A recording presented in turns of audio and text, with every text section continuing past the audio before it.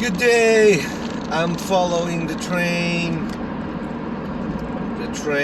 that runs parallel to Highway 2A on a majestic Sunday morning of October.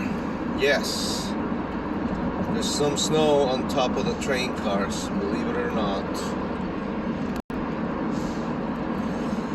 Now I'm getting close to the part where I have to wait for the train to go by before I can go to my destination.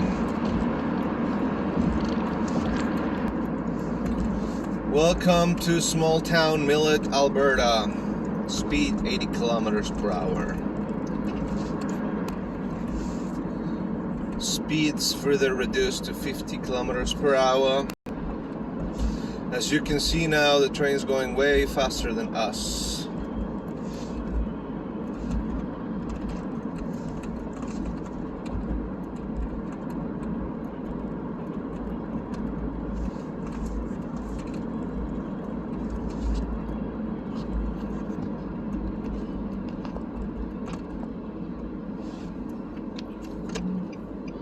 We'll have to turn right in this corner and wait, of course, till the train goes by.